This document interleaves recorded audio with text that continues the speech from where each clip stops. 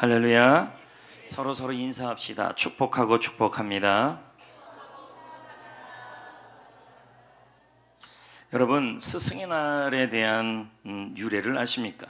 물론 스승의 날을 우리가 지난주에 또 보내기도 했지만, 스승의 날은 1958년 청소년 적십자 단원이었던 충남 강경여고 학생들이 시작을 했습니다.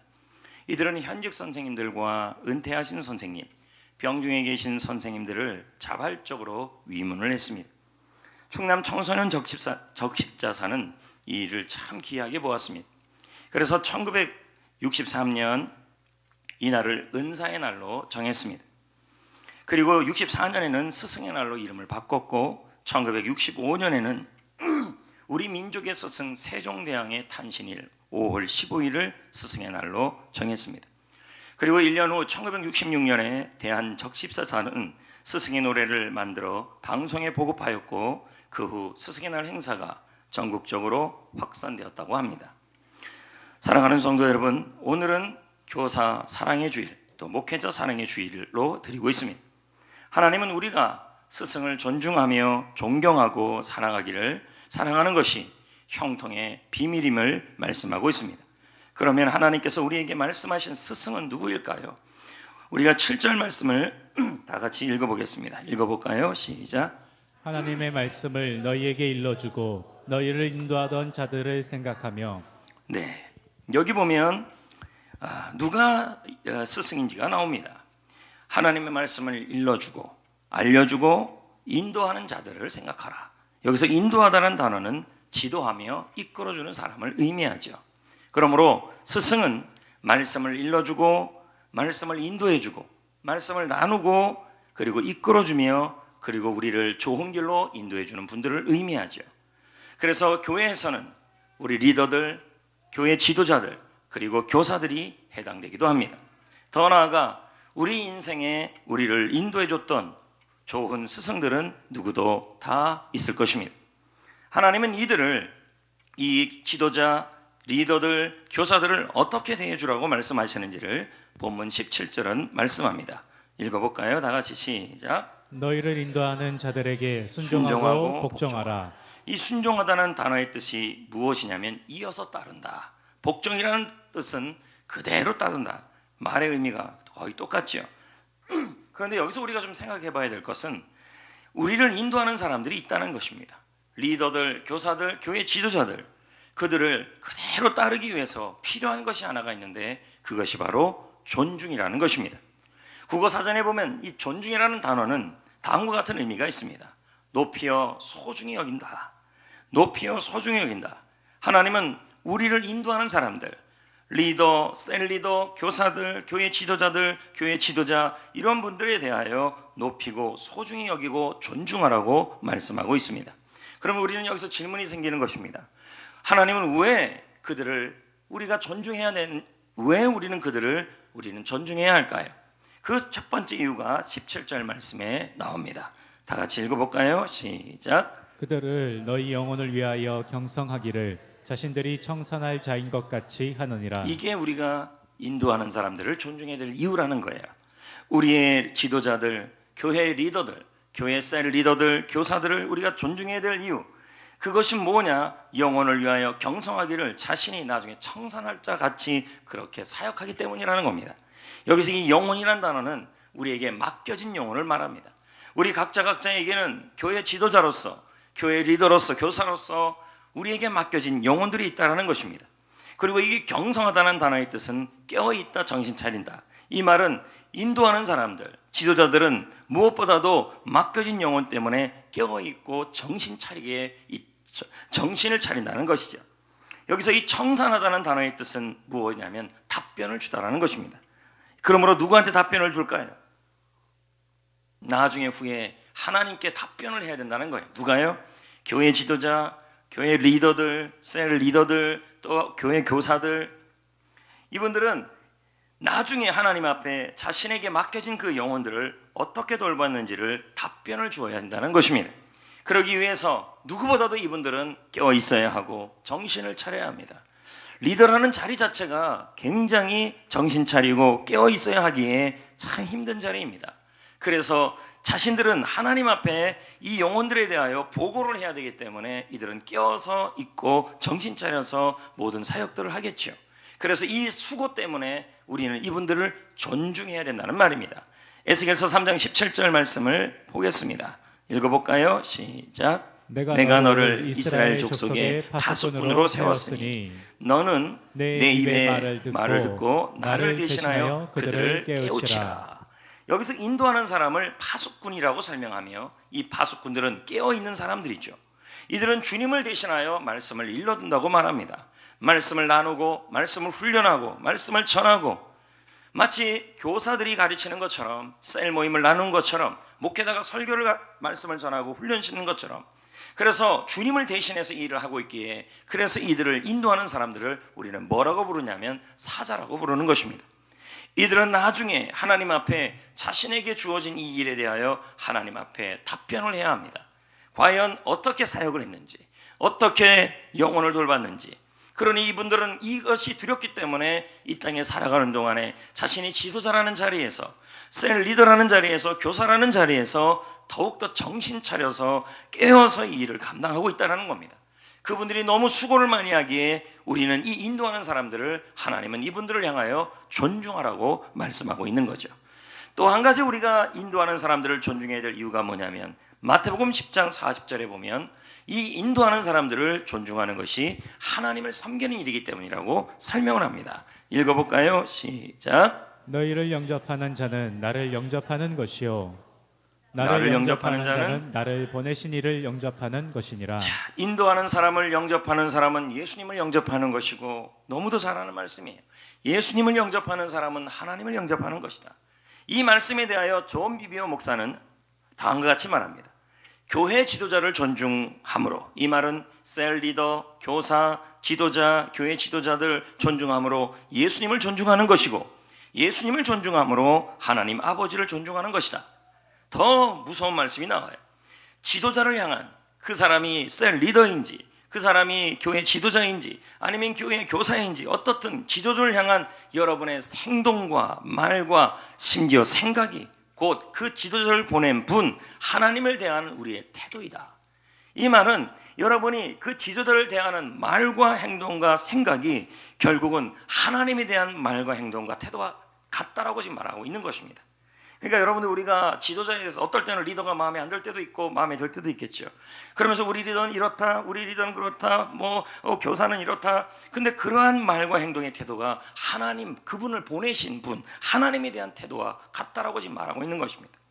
그러므로 여러분 여기서 존 비비오 목사가 진정으로 인도하는 사람을 존중하는지를 어떻게 알 수 있느냐 하면서 한 가지 이야기를 했습니다.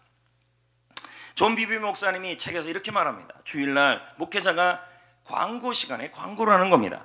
여러분 오늘 우리 예배가 마치고 다 집으로 돌아가겠지만 내일 월요일 날 밤 8시에 9시까지 기도회가 있습니다. 본당에 모여주세요. 그리고 앞으로 4주 내내 모이겠습니다. 여러분 토요일이면 좀 모일만 하지만 월요일은 우리 다 좀 쉬어야 되는 날입니다. 그런데 목사님이 광고를 한 겁니다. 만약 주일 다음 월요일 날에 나오라 그런다면 일반적으로 여러분 10분의 1도 나오기가 어려울 것입니다. 근데 그때 목사님이 이렇게 말하는 것입니다.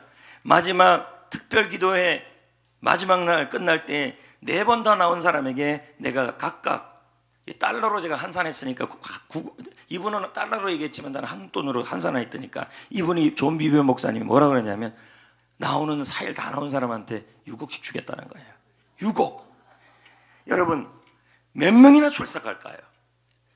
존 비비오 목사님 말하기를 자리가 모자랄 것이다. 그리고 아마도 너무 일찍 와서 기다리는 사람도 있을 것이다 라고 얘기를 한다는 것입니다. 그러면 여러분 만약에 여러분이면 어떻겠습니까? 우리 교회는 해피 선데이 531을 합니다. 전 성도들에게 다시 예배의 자리로 나오자는 목적이죠. 또한 드림센터와 본당 입당에 대한 감사잔치도 겸해야 합니다. 그리고 제가 말하는 것입니다. 여러분 제가 만약에 수표를 약속하지 않고 광고만 했다면 여러분 어떡하시겠습니까? 만약에 제가 그날 오는 분들에게 6억을 준다 그러면 여러분 어떡하시겠습니까? 물론 많이 참석한 셀과 전도하는 셀에 대해서 시상을 하겠죠. 또 한번 보자고요. 우리 교회가 지금 본당을 리모델링 하니까 예배드리기가 너무 어려운 상황이 돼 있어요. 그래서 토요일마다 셀별로 봉사부 중심으로 해서 좀 우리 청소를 좀 하자고 제가 말씀을 드렸습니다. 그러면 제가 여러분에게 여러분 우리 그날 와서 교회를 위해 청소를 좀 합시다. 이제 제가 이렇게 말했다 칩시다. 그러면 이렇게 그냥 말하는 거 하고 제가 나오면 6억씩 드리겠습니다 하는 거 하고 여러분 청소가 안 되면 주일날 예배가 안 되는 상황이잖아요. 지금 계속 리모델링이 진행되니까. 저는 여러분들에게 왜 존 비번 목사가 이 얘기를 하냐면 바로 교회 지도자에 대한 존중에 대한 얘기예요. 교회 지도자에 대한 그 존중이 어떤 사역에 대하여 우리가 말을 하죠. 그러나 저도 그렇고 셀리도도 그렇고 교회 성도들도 그렇고 교회 지도자도 그렇고 강제권은 없어요. 동역을 부탁하는 거죠. 근데 그 동역에 대하여 6억을 들어가면 또 달라지겠지만 그 동역에 대하여 여러분들이 그 동역에 대하여 동역해주고 협력해주는 것은 그 동역이 바로 교회 지도자를 위한 동역이 바로 하나님에 대한 동역이고 하나님에 대한 섬김이기 때문인 것입니다. 그래서 마태복음 10장 40절을 다시 한번 제가 읽어보겠습니다. 주님이 말씀하십니다. 너희를 영접하는 자는 교회 지도자 리더들을 영접하는 자는 나 예수를 영접한 것이고 나 예수를 영접하는 자는 나 보내시니 하나님을 영접하는 것이라. 여러분 우리가 인도하는 사람을 존중하는 것은 교회 지도자와 리더들과 그리고 교사를 존중하는 것은 하나님을 존중하는 것이기 때문에 우리는 존중한다는 것입니다. 그런데 여러분 우리가 인도하는 지도자들을 존중해야 될 이유가 하나 더 있습니다. 한번 여러분 점검을 좀 할 필요성이 있습니다. 왜냐하면 시간이 지나면서 리더와의 관계 교사와의 관계, 이 관계에 대한 성경적 원리를 우리가 다시 한번 볼 필요가 있기 때문입니다. 왜 우리가 인도하는 사람을 존중해야 되느냐? 17절의 이유가 하나 더 있습니다. 자, 읽어볼까요? 시작. 그들로 17절이에요. 그들로 하여금 즐거움으로 이것을 하게 하고 근심으로 하게 하지 말라. 네. 그러면 인도하는 사람을 존중하는 방법이 뭐라는 거예요? 기쁨으로 사역을 감당하게 해주는 게 존중이라는 거예요. 그러면 기쁨이 뭘까요? 즐거움이요. 원문의 뜻은 이런 거예요. 기쁨의 감정과 의기양양한 마음이 막 넘쳐서 막 벙벙 뛰는 건 너무 좋아. 이게 바로 기쁨이에요. 리더들이, 교회 지도자들이, 교사들이 기쁨의 감정에 겨워서 의기양양해서 사역을 할 수 있는 것이 그렇게 사역해주는 게 도와주는 것이 존중이라는 거예요. 근심으로 하게 하지 말래요. 이 말은 슬픔과 탄식을 의미하는 거죠. 여러분 슬픔과 탄식 그것으로 사역하지 하는 것은 존중이 아니라는 것입니다. 그러면 여러분 인도하는 사람들 리더들이 기쁨이 뭘까요? 사역자들이 언제 기쁨의 감정이 막 넘칠까요? 제 경험상으로 본다면 이 한 영혼이 구원을 받고 그 영혼이 제자로 세워질 때 그리고 이 일을 하는 성도가 세워질 때 그때의 기쁨은 바로 인류로 말할 수 없습니다. 지금 코로나로 인해 제자 훈련과 전도가 이루어지지 않고 있습니다. 그러나 저나 우리 리더들은 이 일로 인하여 한 영혼이 구원받아 하나님의 사람으로 세워질 때 아마 가장 기쁠 것입니다. 세상에 어떤 산의 진미를 먹어도 산의 진미를 먹지 못해도 영혼이 변화되고 교인의 성도가 제자로 세워져서 교회가 평안할 때 그때 여러분 그 기쁨은 즐거움은 이루 말할 수 없는 것입니다. 실제로 사도 바울이 데살로니가전서 2장 19절 20절에 이렇게 말해요. 바울의 즐거움이 바로 너희라고 말하고 있어요. 볼까요? 한번 읽어볼까요? 시작. 우리의 소망이나 기쁨이나 자랑의 면류관이 무엇이냐? 그가 강림하실 때 우리 주 예수 앞에서 너희가 아니냐? 너희는 우리의 영광이요 기쁨이니라. 바울의 기쁨이 뭐라는 거예요? 사람이었다는 거죠. 한 영혼이 변화되고 그 영혼이 복음으로 통해 변화돼서 하나님 그리스도의 제자로 세워질 때 그것이 뭐예요? 바울의 기쁨이라는 것입니다. 이 일을 하는 것이 너무 기뻐하는 사람들이 바로 리더들이라는 거예요. 그래서 그분들을 우리가 존중해야 된다는 거죠. 성도 여러분, 우리를 인도하는 사람들을 존중해야 될 이유가 영혼을 돌보는 일을 하나님께 보고할 자 같이 일하며 그것 때문에 이 땅의 즐거움, 이 땅의 기쁨을 다 내려놓고 깨어서 정신 차리면서 신앙생활 하는 분들이 이분들이에요. 교사들이에요. 또 이분들을 섬기는 일은 바로 우리 주 하나님을 섬기는 일이고 이분들은 기쁨으로 사역을 하도록 돕는 일이 바로 존중이라는 것입니다. 성도 여러분, 우리를 인도하는 사람들을 존중하면 하나님은 어떻게 하실까요? 우리의 교사들, 우리의 리더들, 또 교회 지도자들을 우리가 존중하면 하나님이 어떻게 할까요? 성경은 분명히 약속합니다. 보상을 약속합니다. 본문 말씀을 읽어볼까요? 그렇게 기쁨으로 사역하지 않게 하고 근심으로 하게 하면 뭐라 그래요? 너희에게 유익이 없다. 인도하는 사람을 존중하면, 반대로 얘기하면 하나님은 뭘 준다는 말이에요? 유익을 준다는 말이에요. 유익이란 뜻이 뭘까요? 원문의 뜻이 이런 뜻이 있어요. 지급금을 지불해 주다. 당연히 줘야 된다는 거예요. 당연히 지급금을 지불하고 유리하고 우위를 점하고 이점을 챙기고 이익을 준다는 뜻이 바로 이 유익이란 뜻이에요. 그러므로 이렇게 정리할 수 있는 거죠. 우리를 인도하는 사람, 교회 지도자, 리더, 교사들을 존중할 때 하나님은 지급할 축복을 그 사람에게 주고 이 땅에서의 삶에서 우위를 점하게 하시며 이 땅에서의 삶에서 이익이 남게 하여 주시고 무슨 일을 하든지 유리하게 하여 주시며 믿음 생활하는데 유익을 얻게 하여 주신다라는 말입니다. 이것이 바로 형통이라는 것입니다. 그러므로 존중은 형통, 인생의 비결이라는 것입니다. 그래서 하나님은 분명하게 존중하는 사람에게 상을 약속합니다. 마태복음 10장 41절 뭐라고 약속합니까? 원래 40절 이 말씀이었잖아요. 나를 영접하는 자는, 너희를 영접하는 자는 나를 영접하는 것이고 나를 영접하는 자는 나 보낸 이를 영접하는 것이다. 그리고 41절에 말씀합니다. 읽어볼까요? 시작. 선지자의 이름으로 선지자를 영접하는 자는 선지자의 상을 받을 것이요. 하나님은 지금 선지자의 상을 받을 것이라는 약속을 하고 있는 것입니다. 존 비비어 목사님은 말합니다. 존중은 하나님께 복을 받는 중요한 열쇠이다. 존중에는 큰 보상이 따른다.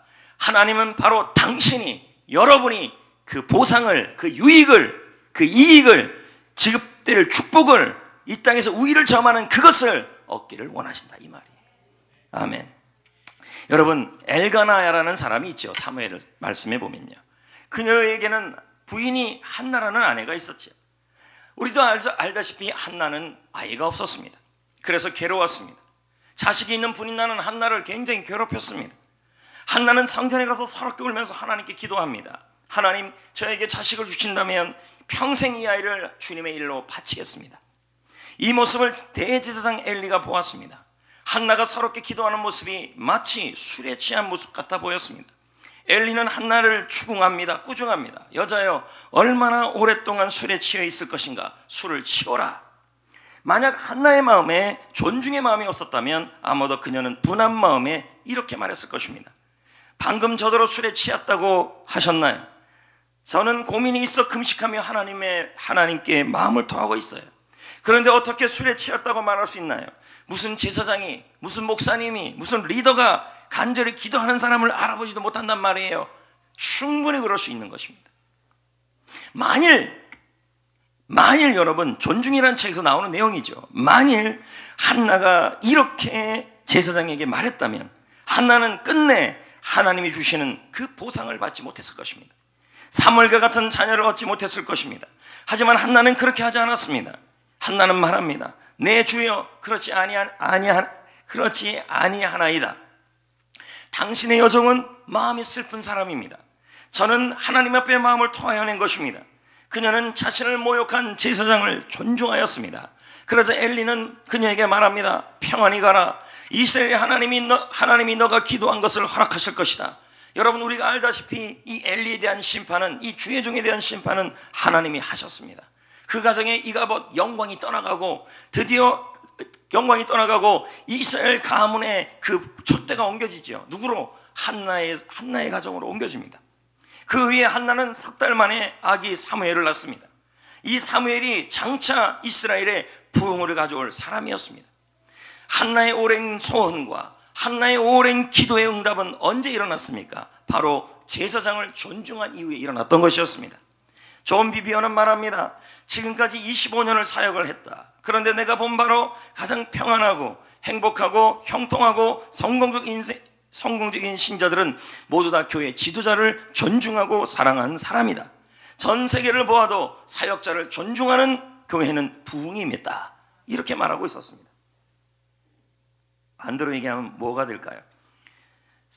사역자를 존중하는 교회 학교가 부흥이 임한다. 뭐 이런 말도 되겠죠.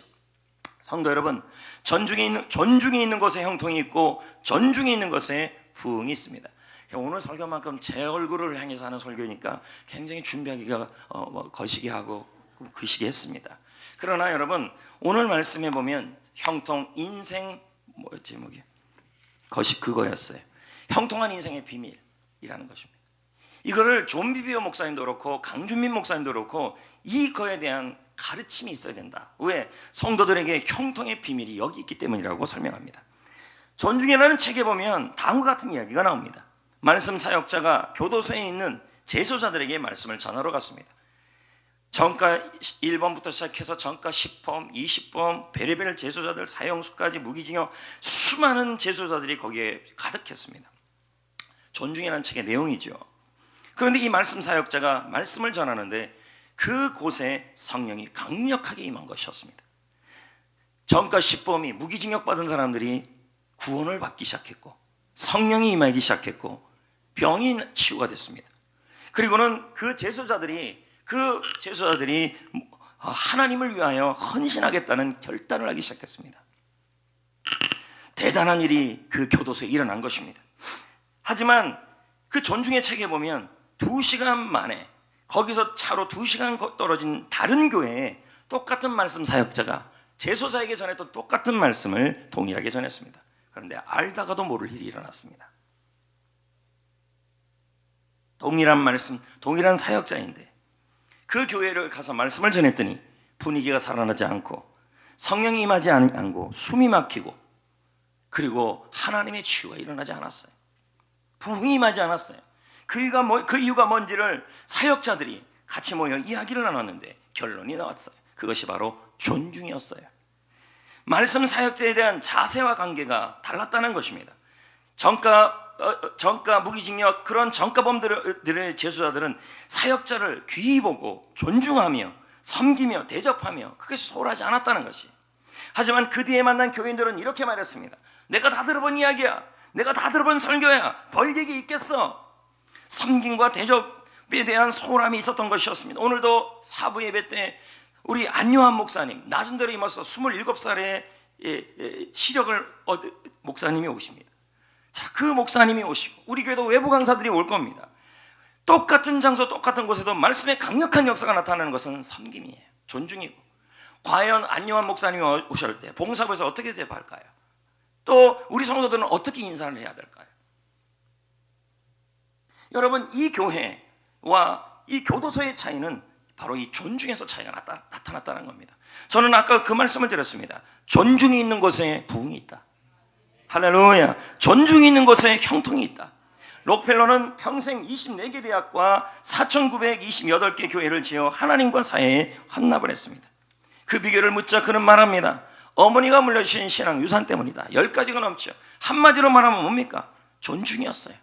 교역자에 대한 존중, 목회자에 대한 존중. 우리 교회가 본당 인테리어를 지금 진행하고 있어요. 여기 와서 수고하는 분들이 모두 목사님들이에요. 5명의 목사님. 이 5명의 목사님들을 위해서 얼마나 식사 준비를 열심히 하는지 모릅니다. 존중해야 돼, 이것들. 주의 종이니까. 그분들이 그 존중을 받으니까 얼마나 열심히 하는지 몰라요. 마치 이게 자기 교회 일처럼 그렇게 해주고 계셔요.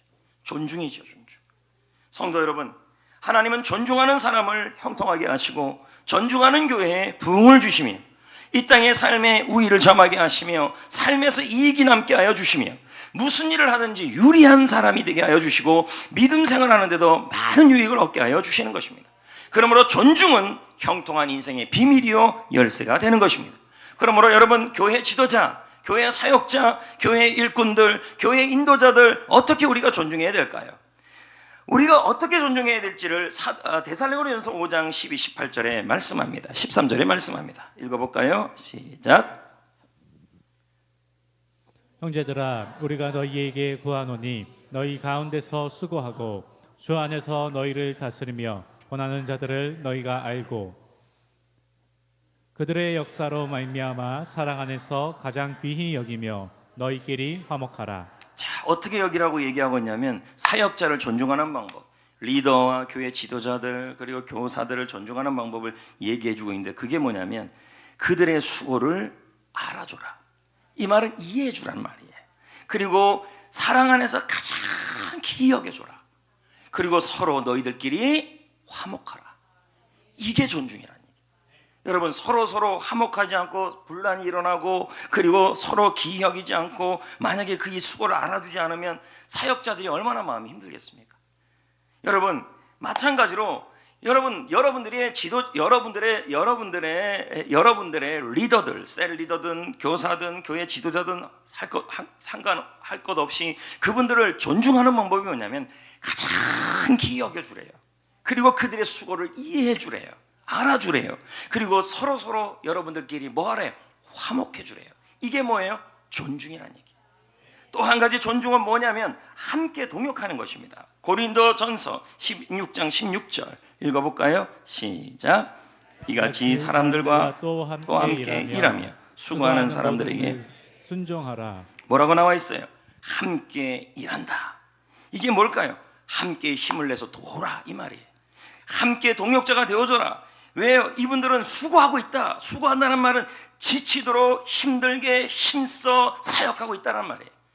우리 교회 리더들이 여러분들 참 열심히 하고 있는데, 교사들이 그렇게 하고 있는데, 그분들이 지치도록 힘들게 힘써 일할 때 그분들을 존중하는 방법이 뭐냐면 함께 일해주는 거예요. 함께 동역자가 되어주는 거예요. 함께 힘을 내서 돕는 거예요. 이게 바로 존중이고, 이런 사람이 하나님께서 형통하게 하시고 이런 교회에 부흥을 주신다는 말이에요. 할렐루야.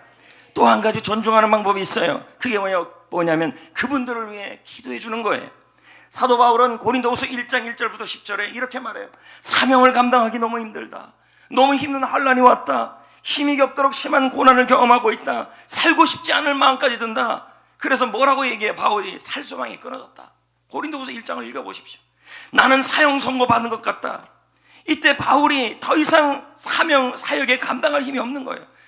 저도 그렇고 특히 지도자들의 입장에 있는 분들은 이럴 때가 있어요. 힘이 겹도록 심한 고난을 경험하며 살고 싶지 않은 마음까지 들어요. 그래서 이 스트레스가 강력해서 더 이상 어떻게 할지 못할 때 이때 사역자를 존중해 주는 방법이 있어요.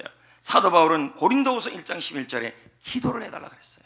자, 볼까요? 읽어볼까요? 시작. 너희도 우리를 위하여 간구함으로 도우라.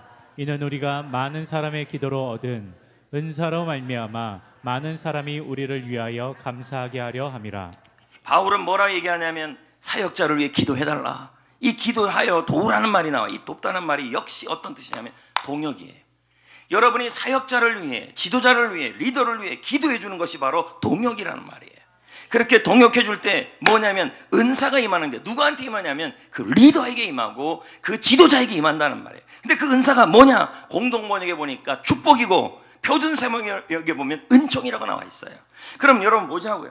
여러분이 리더를 위해, 교사를 위해, 목회자를 위해, 교육자들을 위해 중보기도할 때 그 기도받은 인도자와 지도자와 리더와 교사들에게 뭐가 임하냐면 은사가 임해요. 축복이 임하고 선물이 임하고 은혜가 임해요.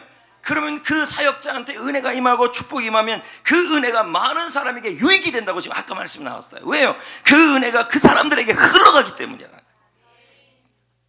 지도자는 지도자고 나는 나고 아니란 얘기예요. 이건 한 몸이란 얘기죠. 여러분, 인도자를 기이 여기는 것, 아주 가장 기이 여기는 것이 존중이에요. 그분들의 수고를 이해해주고 알아주고 서로 화목하고 그리고 그분들과 함께 힘을 내서 같이 도와주고 그리고 그분들을 위해 기도 많이 해주면 그분들이 축복을 받고 여러분 인도자가 축복을 많이 받으면 밥 진짜 많이 삽니다. 여러분, 인도자가 축복을 많이 받으면요 아메리카노 맡겨도 무지하게 삽니다. 그건 우리 이익인 거예요. 결국은요. 네.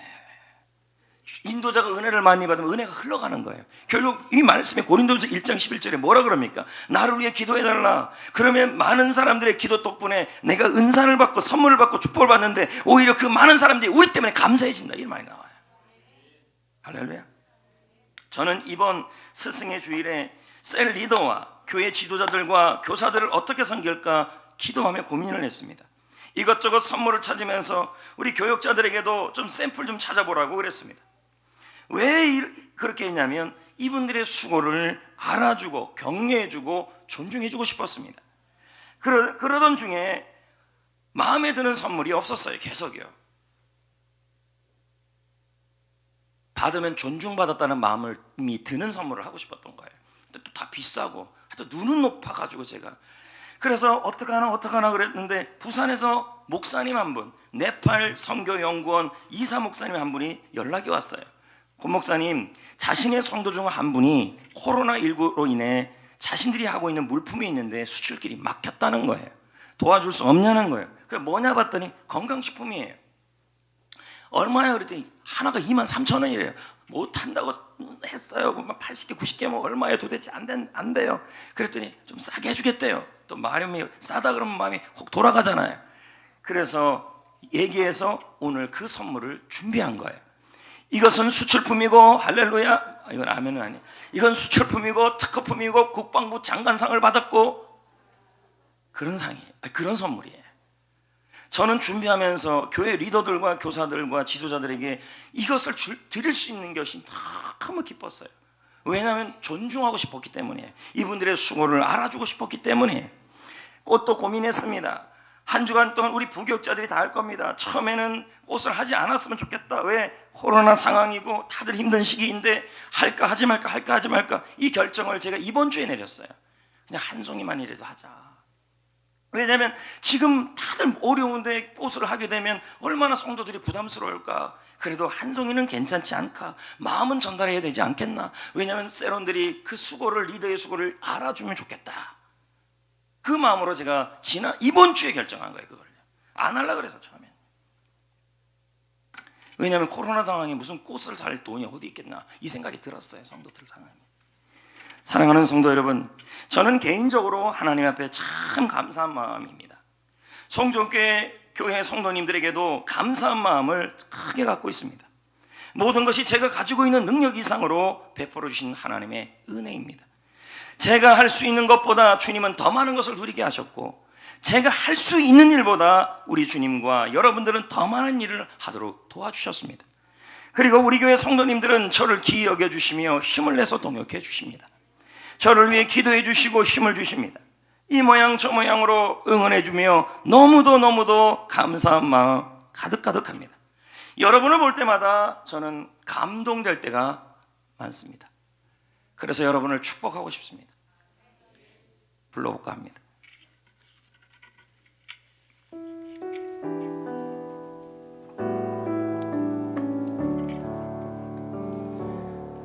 하나님 앞에 아름답게 서 있는 당신을 축복합니다. 하나님만을 사랑하며 사는 당신을 축복합니다. 어느 때나 하나님을 감동시키는 당신을 축복합니다. 복의 통로, 은혜의 통로가 되는 당신을 축복합니다. 3절입니다. 제가 불러드립니다. 고난 중에도 당당하게 서 있는 당신을 축복합니다. 주님 손잡고 힘차게 걸어가는 당신을 축복합니다. 어려워도 힘들어도 감사를 하는 당신을 축복합니다. 주가 맡긴 일 신실하게 잘 감당하는 당신을 축복합니다. 할렐루야. 여러분을 축복합니다. 성도 여러분, 우리 교회는 현재 중축을 진행하고 있습니다. 이 일을 하면서 제가 느끼는 것이 있습니다. 우리 성도님들이 이 중축을 위하여 기도를 많이 하고 있다는 사실입니다. 설계부터 시작하여 정말 좋은 분들을 많이 만나고 있습니다. 마치 자신의 일처럼 섬겨주었습니다.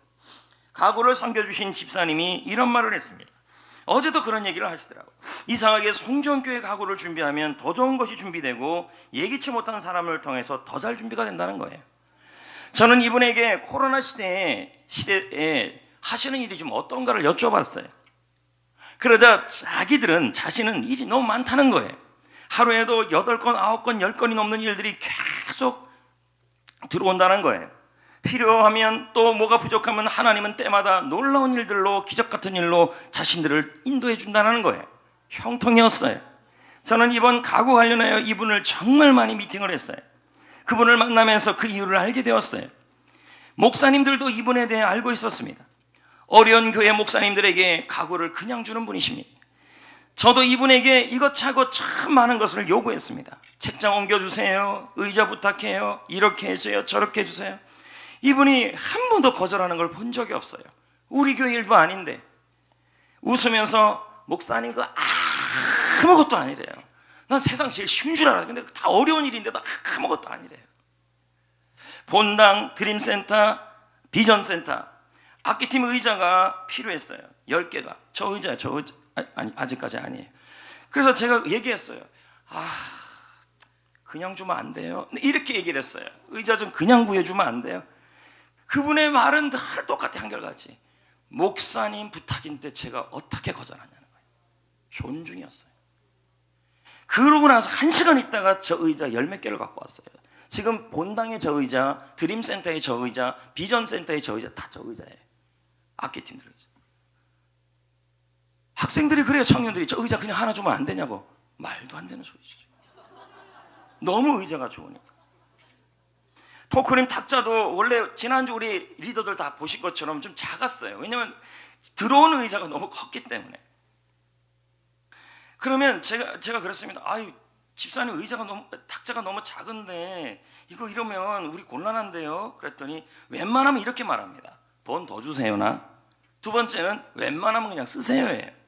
그런데 뭐라 그러냐면 손해를 감수하면서 이거 아무것도 아니래요. 그리고 이거 그냥 가져가서 자기가 팔면 된대요. 근데 제가 들어보니까 그게 말이 안 돼요. 안 팔릴 수도 있는 거예요. 근데 하겠다는 거예요. 제 앞에서는 다 쉽다고 얘기를 하더라고요. 그래서 제가 그런 얘기를 했어요. 집사님, 여기 2층 그 자리는 우리 어르신들 엘리베이터 타고 예배 드려야 될 장소니까 의자고 탁자고 좋아야 합니다. 목사님들도, 노예 목사님도 여기서 세미나 해야 되기 때문에 좋은 의자와 탁자여야 합니다. 여기서 불신자들 전도하는 곳입니다. 정말 좋아요. 근데 제가 저한테 뭐라 그래요? 맨날 며칠 밤잠을 안 자고 고민했다는 거예요. 왜요? 제가 주는 돈은 너무 적은데 요구하는 수준이 너무 컸어요. 제가 말했던 의자가 퀄리티는 16만 원짜리 하나가요. 100개면 1600만 원이에요.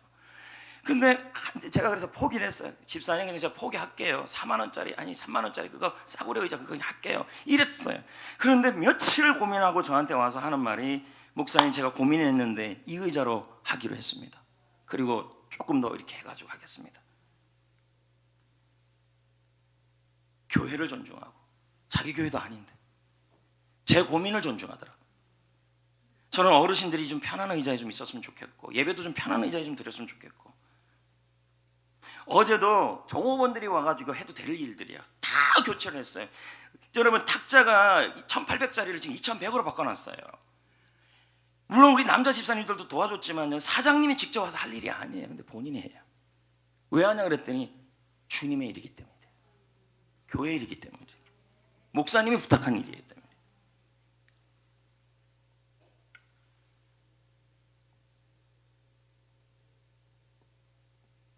드림센터에도 지금 오늘 이제 식탁 의자들이 지금 들어와 있지만 얼마나 고민을 저도 그렇고 같이 많이 했는지 몰라요. 밤새 고민하고 색깔 바꾸는 것도 몇 번을 했는지 몰라요. 목사님 제가 다른 업자한테 물어보니까 이 색깔 이걸 저한테 추천을 수십 번을 했어요. 그리고 키즈랜드 앞에 한번 오늘 보십시오. 그 식탁들이 들어와 있어 달라요. 근데 엄마들을 위한 쇼파가 따로 주문했어요. 지금 들어온 게 아니에요. 그것 하나 고민하는데도 보통 같이 고민한 게 아니에요. 어제는요. 여기가 지금 경로식당이거든요. 여기가요. 근데 뭐라 그러냐면 이미 색깔 다 결정했다고요. 저도 그렇고. 근데 그 어마무시한 카탈로그를 또 들고 왔어요. 목사님 색깔 다시 결정하래요. 경로식당 어르신들 탁자 좋은 걸로 해야 된다. 나 그 카달로그 보기만 해도 그 심장이 떨려요. 그것도 언제 또 보나. 마치 책 보듯이 제가 봤어요. 그걸요. 저는 이번 증축과 리모델링 하면서 너무 고마운 분들을 많이 만났어요. 한 분 한 분 너무 고맙고, 여러분 제가 귀찮게 하고 얼마나 짜증나게 할 정도로 전화하고 면담하는지 몰라요. 왜냐하면 이건 주님의 일이기 때문에 그렇게 했는데도 한 분도 저를 향하여 저를 존중하며 도와주며 인도해 줬어요. 너무 감사했어요. 저는 이분들이 하나님이 형통하게 하실 거라고 말했고, 또 이분들이 와서 저랑 미팅할 때마다 제가 다 기도를 해줍니다. 이분들이 성정교회를 하면서 형통하게 해달라고 그렇게 다 기도를 합니다. 성도 여러분, 드림센터 3층을 보십시오. 인조잔디가 깔렸습니다. 나와야죠. 인조잔디가 깔렸어. 저게 어떻게 드림센터입니까? 인조잔디가 깔렸습니다.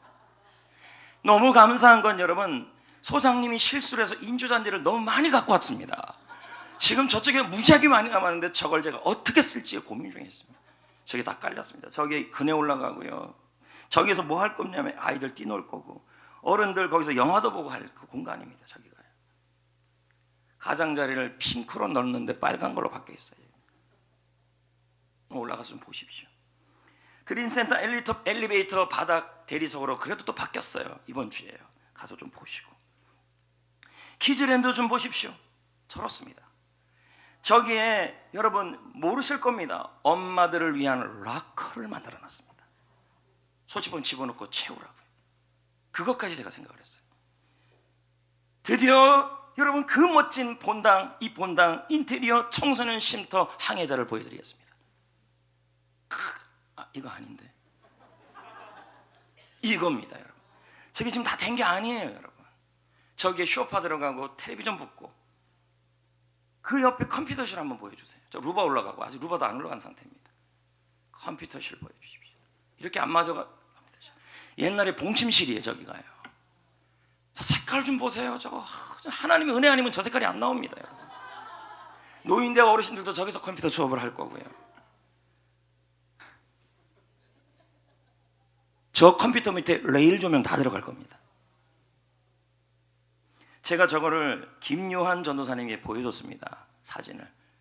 까무러치더구만요. 너무 행복하다고, 너무 기쁘다는 겁니다. 이곳은 주일이나 주말에 청소년들을 위한 공간입니다. 그리고 주중에 우리 성도님들도 이용할 수 있습니다. 왜냐하면 문이 다 있기 때문에 냉난방기가 다 들어있습니다. 그래서 저기서 교제할 수 있습니다. 다음 세대 교육감 복도를 보여드리겠습니다. 노란색과 레일 조명으로 포인트를 살렸습니다. 지금 가보시면 나옵니다. 저 보십시오. 저기 문이 포켓도어가 들어갑니다. 저기. 지금 제 마음은 밖은 저렇게 우드도 깔아놓고 다 깔아놓는데 교육관에 들어가는 순간 마음이 너무 아팠어요. 교육관 페인트 칠, 바닥 조명이라도 하고 싶은데 비용적 한계 때문에 제가 못하고 지금 기도만 하고 있는 중입니다. 안 되더라도 실망하지 마시고 기도 많이 해주시며, 더불어 본당 로비와 역사관, 저 뒤쪽에 저 자리입니다. 저 본당 로비와 역사관이 이제 만들어져 가고 이제 준비되어져 가고 있습니다. 110년이 되는데도 역사관이 없는 교회가 우리 교회 아닙니까? 예, 그걸 또 만들어 갈 겁니다. 로비도 한번 보십시오. 저 조명을 집어넣을까 뺄까 간접으로 할까 일주일 내내 고민했습니다. 그래서 결론은 저렇게 지금 간접 조명을 해서 아주 밝게 로비를 그렇게 좀 해보려고 그럽니다. 이번 주에는 교역자실 페인트와 타협 공사를 하려고 합니다.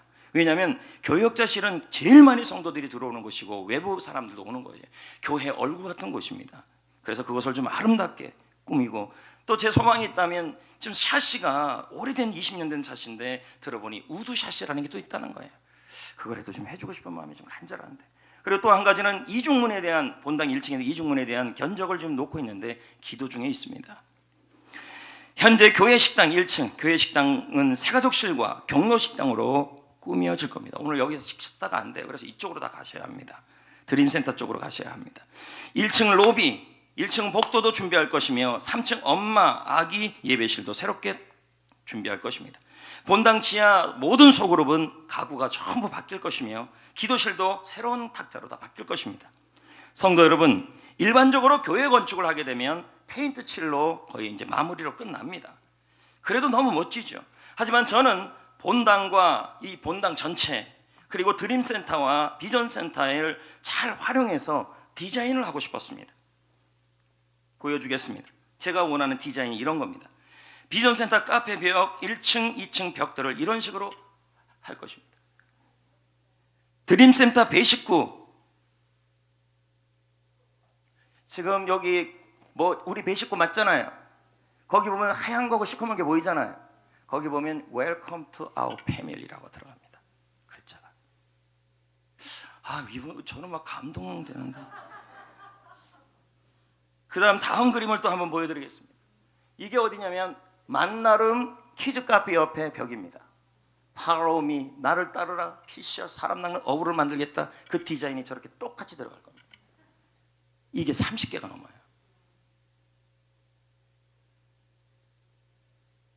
비전센터 카페 벽, 1층, 2층 벽들. 좀 빨리 좀 보여줘 봐요. 설계 시간도 없는데 지금. 없는가 봐요. 그 다음에 여기는 어디냐면 지금 카페 벽입니다. 하여튼 이렇게 갈 겁니다. 딱 그 다음이요.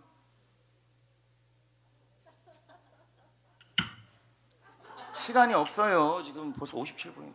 이게 어디냐면 카페 벽입니다. 그래서 여기 토일릿 이렇게 돼 있지만 우리는 뭐라 하니 엘린 카페 그리고 트레이닝 플레이스 이렇게 1층, 2층을 이렇게 할 겁니다. 자, 넘겨보세요.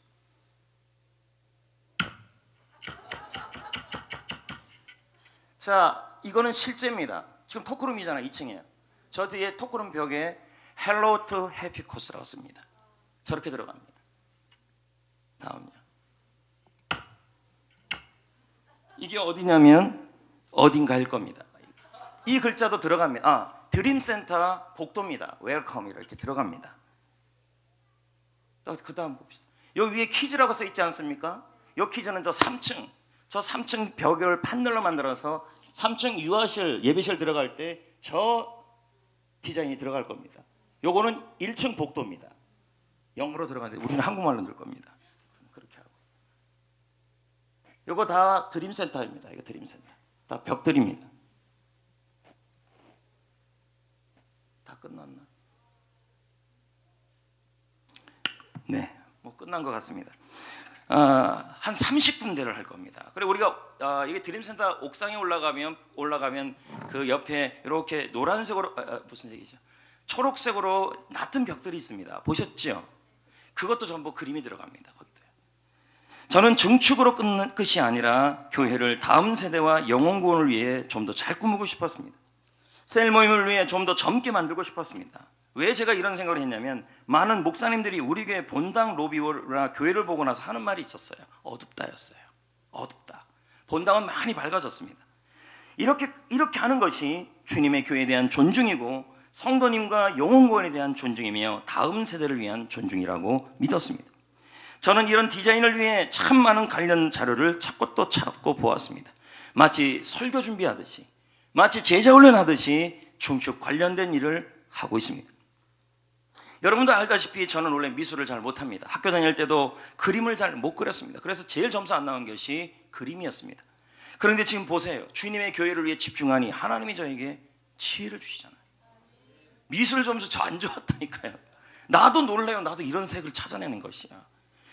지난주 제가 알고 지내는 가딜 디자인 대표를 만났습니다.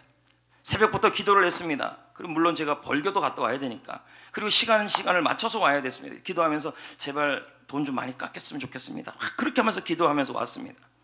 만나서 드림센터를 둘러보는데 하는 말이 감동을 하더라는 것입니다. 이 디자이너가. 그리고 예전에 우리 교회 본당을 한번 둘러본 적이 있는데 지하 청소년 쉼터를 오늘 좀 보고 좀 가십시오. 보시더니 깜짝 놀라는 것입니다. 대부분 교회가 청소년에서 이런 공간을 안 만든다는 것입니다. 그러면서 제가 역사관부터 시작해요. 저쪽 역사관. 그냥 대충 역사관이 아니에요. 여러분 지금 잘해야 돼요. 저 역사관도요. 그러니까 이건 아무나 맡길 수가 없고 진짜 디자이너가 해야 돼요. 다 해달라고 부탁을 했어요. 그랬더니 이렇게 말해요. 디자인부터 시공까지 1,000만 원 달래요. 저는 그렇게는 못한다 그랬어요. 우리 서로 아는 사이고 잘 부탁합니다. 이 공간을 통하여 비포와 애프터, 러브하우스 옛날에 신동엽 나온 거 있잖아요. 비포와 애프터로 해서 한국교회, 우리 교회를 소개했으면 좋겠습니다. 왜냐하면 이분이 이렇게 말해요. 목사님들에게, 교회들에게 이런 것에 대해서 얘기를 해주면 끝까지 가는 교회가 없다는 거예요. 우리는 끝까지 갔으면 좋겠다 그랬어요. 제가 대신 깎아달라 그랬어요. 저희 교회들 모델교회로 써달라. 자기도 그렇게 하고 싶다. 그러면서 더 깎아라 그래서 700까지 깎았어요. 그러더니 안 된다. 더 깎아야 된다. 그래서 600만 원까지 깎았어요. 그러고 나서 대표님은 그냥 갔어요. 그리고 저는 생각했어요. 맞다는 생각이 들었어요. 왜냐하면 인건비도 안 나오겠어요. 이거 다 붙이고 해야 되니까. 디자인 값도 있고 시공 값도 있고. 그래서 제가 기도해 보겠다고 그냥 돌려보냈어요. 이런저런 생각이 계속 들었어요. 성도들과 다음 세대와 영혼 구원을 위하여 정말 잘해보고 싶었어요. 존중하고 싶었어요. 성전교회 역사관도 정말 꾸미고 싶었어요. 110년이 됐는데 역사관이 없는데 그냥 다른 교회 가서 보는 그 수준이 아니라 정말 퀄리티 있는 역사관을 하고 싶었어요. 질 높게. 근데 계속 재정적 한계를 느끼고 있었어요. 그래서 하나님께 기도하고 기도하는데 하나님이 제게 마음을 주셨어요. 적금 통장 네 거 깨라. 해약시켜라. 그래서 결국 해약을 시켰어요. 오늘 드려요. 오늘. 저는 정말 증축을 하면서 모든 것을 주님께 드리면서 이 일을 해왔어요. 드리면서도 너무 감사했고, 왜냐하면 주님의 교회를 위해 섬길 수 있기 때문이에요. 제가 이런 말씀을 드리는 것은 여러분에게 부담을 주려는 것이 아니라 하나님이 어떻게 하든지 일을 이루어 가시는 걸 제가 말씀드리는 거예요.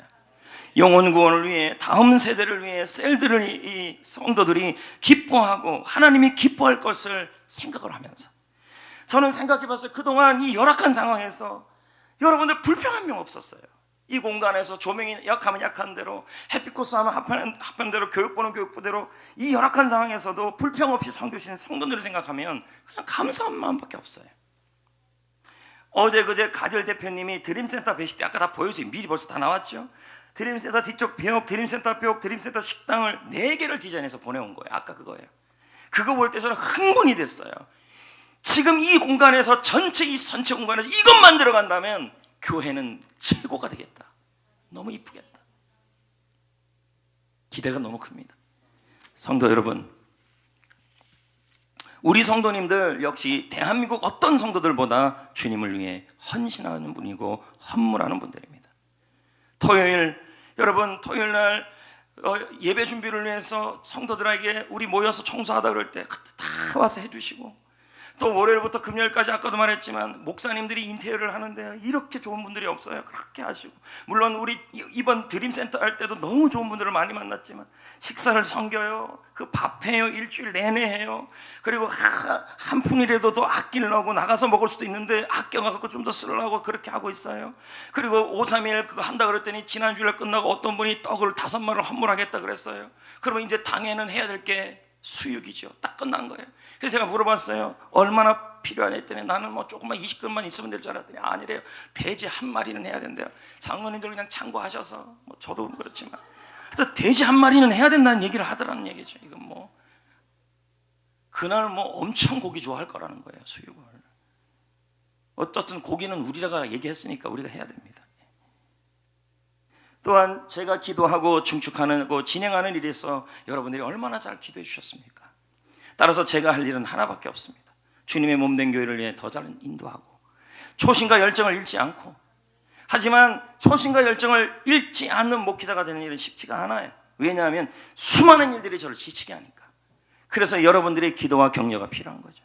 지난번 우리 교회는 네팔 카트만두 승리교회 카프리 목사님 사역을 기이 여겼습니다. 카프리 목사님이 지난주에 파워포인트로 지역 주민과 성도들에게 생필품을 나누는 모습을 수십 장을 보내왔어요. 그 일부에 보내줬더니 안 보여요. 과연 어떻게 했냐고. 역시 똑같네요. 지금 카프리 목사님이 사람들을 만나서 생필품 다 쌀이에요. 주신 거예요. 저걸 지금 다 저게 우리 교회에서 보낸 거예요. 다 52가정이.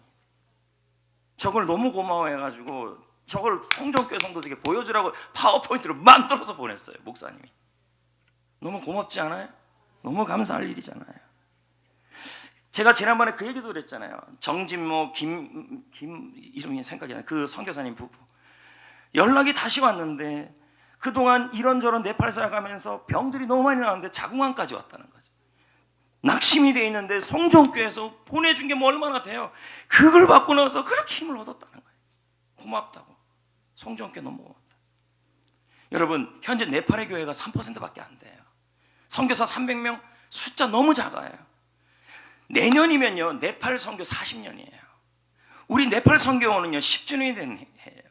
우리 교회가 한 일이 뭔데요? 네팔에 있는 네팔 신학생들을 위한 구약개론책을 지금 우리 교회에서 출판하여 신학교 교재로 지금 쓰고 있어요. 그리고 신학개론책도 준비하고 있어요. 우리 교회와 저는 현재 네팔 선교연구원 이사장 교회로 지금 섬기고 있습니다. 여러분이 카페에서 커피 드시고 빵을 드시고 섬기는 모든 것들이 네팔 교회 사역지와 선교사님을 돕는 사역이에요. 그리고 장차 이 카페 수익금은 우리의 소원이 있잖아요. 네팔 신학대학에 도서관 세워주는 거예요. 지금 추세라면 오래 걸릴 것 같아요. 장사가 잘 안 돼요. 좀 속으로만 웃고 있어요. 좀 많이 드셔주십시오. 성도 여러분, 우리 교회는 코로나로 힘겨워하는 네팔 교회의 목사님을 존중했습니다. 우리 교회는 네팔 선교로 고생하는 선교사님 가정을 기이 여겼습니다. 우리 교회는 제가 열심히 사역하도록 존중해주고 있었습니다. 우리 교회는 교사와 셀리더를 존중해주고 있었습니다. 저는 확신합니다. 하나님이 우리 교회를 형통하게 하실 것이다. 하나님은 우리 성도님들이 무슨 일을 하든지 반드시 유리하게 하시고 축복을 지급하게 하시고 지금쯤 힘들다고 끝은 아닌 것입니다. 나타나게 하실 것입니다. 이제 말씀을 맺겠습니다. 스승의 주일입니다. 교회 지도자들은 우리 영혼을 위하여 하나님 앞에 보고할 것 같이 일하고, 그리고 지도자를 섬기는 것은 하나님을 섬기는 일이며, 지도자를 기이 여기고 동역해주고 기도해 주셔야 합니다.